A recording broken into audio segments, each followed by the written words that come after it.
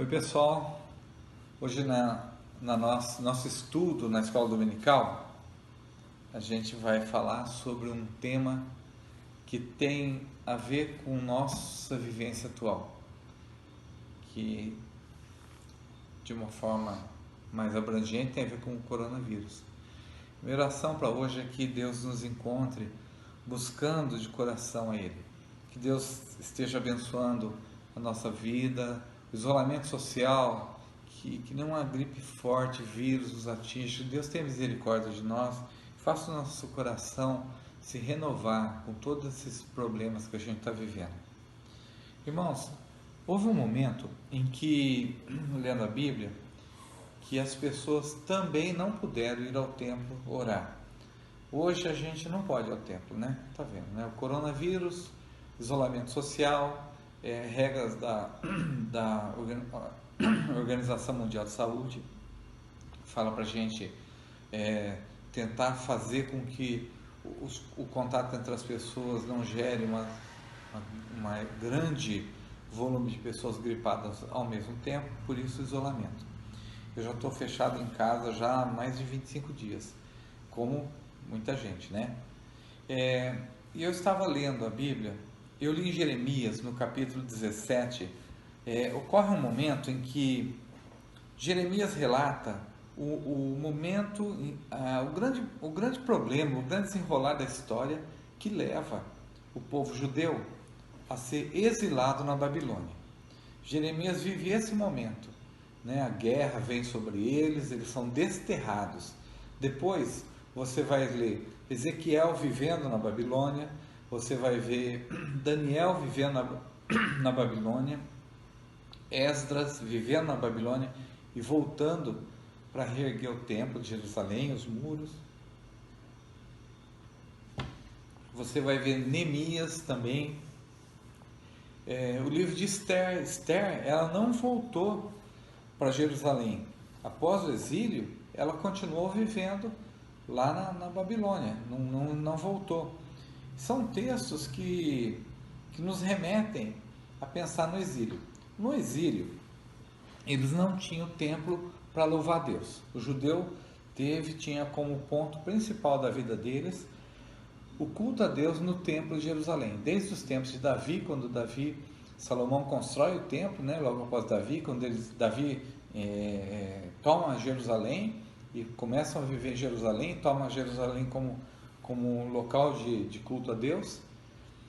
Todos os séculos se cultua a Deus ali, e eles passam a viver num local que não tinham como ir ao templo, não tinha mais templo. Então, foi um momento muito difícil, muito ruim para aquele povo, né?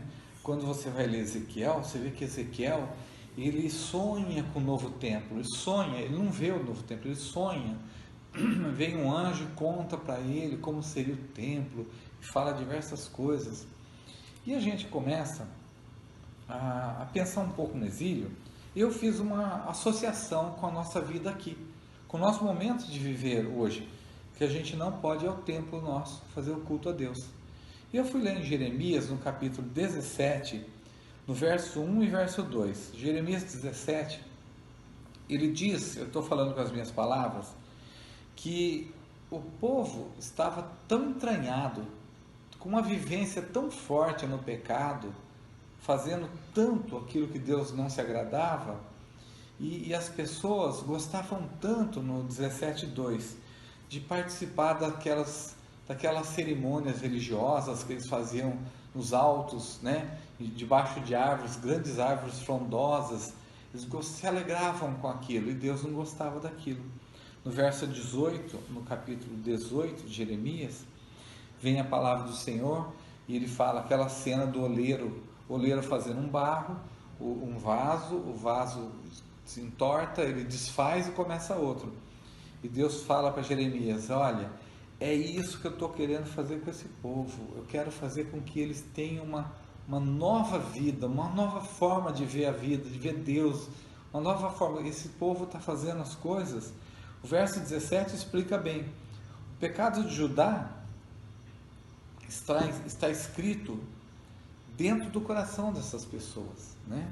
Então, quando eu li esse tema, Jeremias 17, 18, eu fiquei pensando sobre isso, o fato da gente não poder ir ao templo, né? Quando o povo judeu não pôde ir ao templo, eles começam a estudar a Bíblia. É um momento que eles não têm o templo, então eles começam a se preocupar. Eles não têm o templo, mas eles tinham a Bíblia com eles, né? O Torá. Começam a estudar o Torá.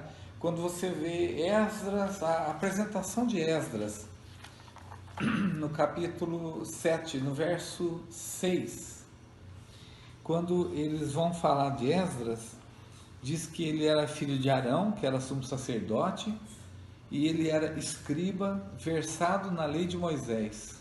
Então já mostra com Esdras como que era o valor dele. Ele conhecia bem a Bíblia. Esse ponto, né, quando a gente começa a perceber essa vivência na Babilônia, a gente fala, gente, foi uma coisa muito difícil para aquele povo, difícil. Foi uma coisa ruim não ter o templo, o centro da fé deles se baseava no templo. Aí você começa a entender o propósito de Deus quando você vai continuar lendo Jeremias e vai lá no capítulo 29. Capítulo 29, Jeremias está explicando que eles seriam mandados para a Babilônia e lá eles não teriam templo para orações, suas orações.